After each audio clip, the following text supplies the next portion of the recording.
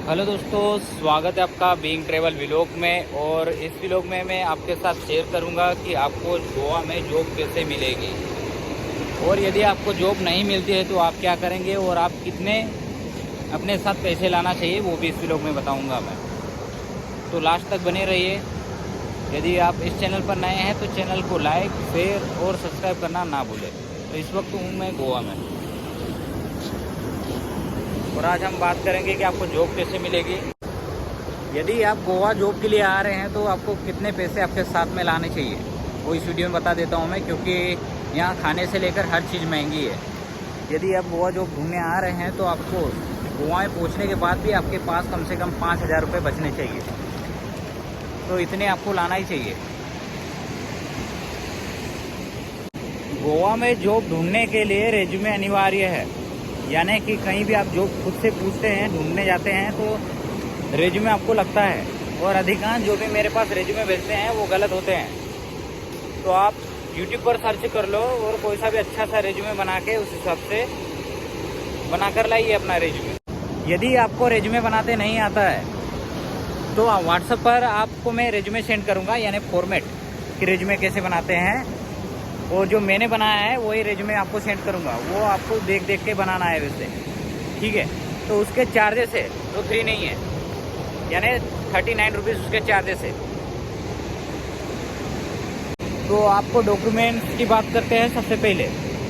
तो जो गोवा में जॉब के लिए आप डॉक्यूमेंट्स लाएंगे तो सबसे पहले आधार कार्ड और पैन कार्ड लाना ना भूलें, ठीक है। और जो रेलवे स्टेशन है उतरने के लिए जो गोवा में पास में पड़ेंगे आपको बीच पर आने के लिए, वो है थीविम और दूसरा है वास्को द गामा और जो तीसरा है मडगांव। मडगांव थोड़ा दूर पड़ता है, लेकिन वहाँ से ही बस आपको मिल जाती है पंजिम के लिए। फिर पंजिम से आपको आना होता है मापसा के लिए, ठीक है। 50-60 रुपये का अंतर आता है कहीं से भी आप मडगांव या थीविम या वास्को द गामा से ऊपर उतरते हैं, रेलवे स्टेशन पर उतरते हैं तो कोई ज़्यादा अंतर नहीं है। आप कोई से भी रेलवे स्टेशन पर उतर जाइए। यदि आप थीविम गाड़ी रुकती है रेलवे स्टेशन तो आपको 40 रुपये में आप बीच पर पहुंच जाते हैं, 40 से 50 रुपये में, नहीं तो आपको 80 रुपये तक लगते हैं, ठीक है। तो ज़्यादा अंतर नहीं है, 50 रुपये का अंतर होता है। कोई से भी रेलवे स्टेशन पर उतरिए।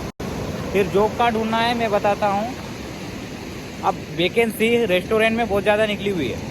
जो रेस्टोरेंट है उनमें जैसे हो गया टिप्सी, हेड फेस, इनमें वैकेंसी चालू है, यानी इनमें 100 से प्लस अलग अलग उनके रेस्टोरेंट होते हैं। जैसे बागा, कलंगुट, अंजुना, सब बीच पर अलग अलग होते हैं। तो वैकेंसी की कमी नहीं होती है, बस आपको टाइमिंग कौन वैकेंसी कब चल रही होती है वो इम्पोर्टेंट होता है, ठीक है। तो आप खुद से आइए और इन जगह पे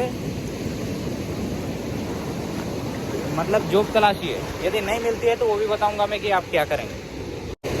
और बाकी यदि आप फ्रेशर है तो यहाँ गोवा में आपको, यदि जैसे मैं जॉब पर लगाता हूँ, ठीक है, तो मैं खुद जॉब पर नहीं लगाता हूँ, मैं कोई एचआर नहीं हूँ।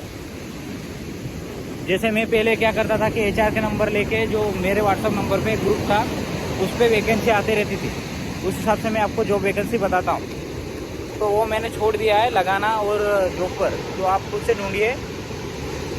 और यदि मेरे थ्रू आते थे तो मैं जो सैलरी होती थी वो 12,000 देते थे, 12 या 11, क्योंकि जो कॉन्ट्रैक्ट बेस पे जॉब दिलाता था वो 2,000 आपके माइनस हो जाते थे। यानी अब समझ गए हैं, कमीशन बेस, कमीशन खाते हैं ना, कॉन्ट्रैक्टर लगाएंगे आपको तो फ्री में कौन लगाता है।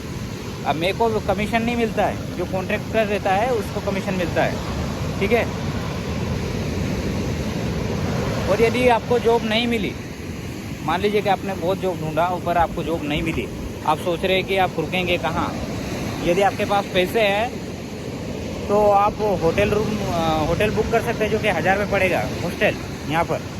यहाँ होम स्टे के लिए आपको होम स्टे पड़ेगा 1,000 रुपये में। और ज़्यादातर 600-700 से ही स्टार्ट होगा, 300 का अंतर होगा। यदि आप बार्गेनिंग भी ज़्यादा करते हैं तो 700 तक ही आपको एक अच्छा सा होम स्टे मिल जाएगा।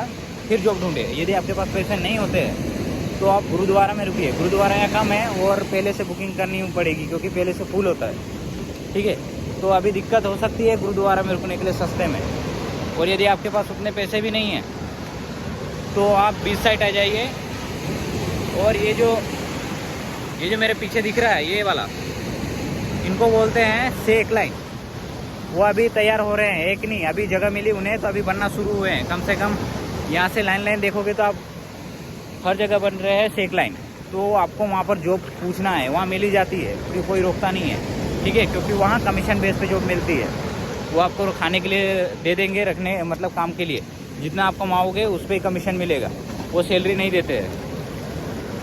तो आपको वहाँ सस्ते में रहने के लिए मिल जाएगा। जब तक काम करोगे करो, फिर आपकी मर्ज़ी, जाना हो तो चले जाओ, ठीक है। और होटल और रिजॉर्ट में क्या होता है कि जो फ्रेशर्स होता है उनको मुश्किल आती है जॉब के लिए, क्योंकि वो एक्सपीरियंस मांग रहे हैं अभी। क्योंकि जो ऑनलाइन यूट्यूबर्स है उनको बंदे एक्सपीरियंस वाले भी मिल जाते हैं, ठीक है। काफ़ी कमेंट आते हैं तो उनको पहले हायर कर लेते हैं। तो अभी फ्रेशर्स के लिए मुश्किल होता है जॉब के लिए। तो आपके लिए जो आप फ्रेशर्स हैं तो कमीशन बेस पे काम कर लीजिए। क्योंकि आपको ऐसा लगता है कि 12,000 सैलरी कम है तो आप 15 प्लस ही कमाएंगे गारंटी के साथ, एक लाइन या वाटर स्पोर्ट्स में। यदि आप चैनल पर नए हैं तो चैनल को लाइक, शेयर और सब्सक्राइब करना ना भूलें। Thank you.